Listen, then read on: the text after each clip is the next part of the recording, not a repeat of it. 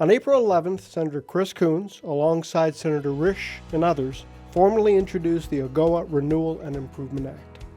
Among other things, it extends the Africa Growth and Opportunity Act for 16 years, aligns it more closely with the African Continental Free Trade Area, and helps eligible countries develop strategies for taking advantage of AGOA's many benefits and opportunities. Because AGOA, if it can be re-energized through this legislation, will help us finally see Africa as Africans want to be seen, a land of rising hope and opportunity.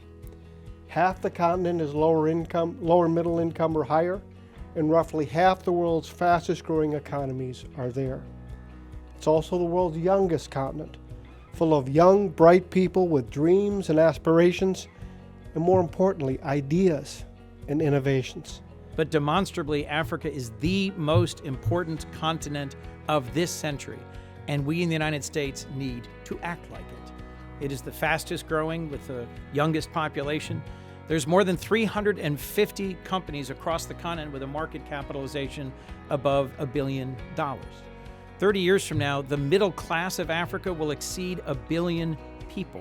I have worked closely with Republican Senator Jim Risch of the Foreign Relations Committee to introduce the AGOA Renewal and Improvement Act. Our goal to secure this cornerstone of U.S.-Africa economic relations and to lay the foundation for a deeper and more enduring economic partnership going forward.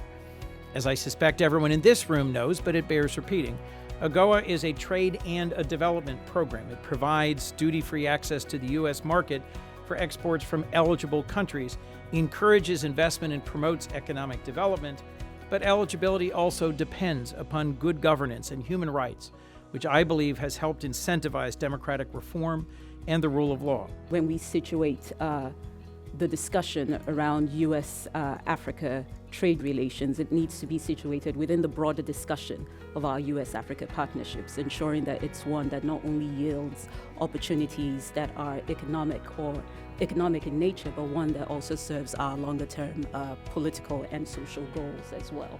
If modernized, we will invest more directly in partnership through strategies to make sure that on a country-by-country basis, those eligible countries are taking advantage of the broad range of market sectors and opportunities.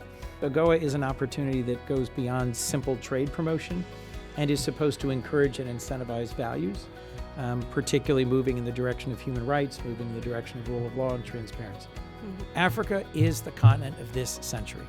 The United States, in a global competition to see which system works best, needs to show up and prove that through the tool of AGOA, through modernizing the MCC and the DFC, and through engagement and engagement and engagement, we have the better model and the better opportunity.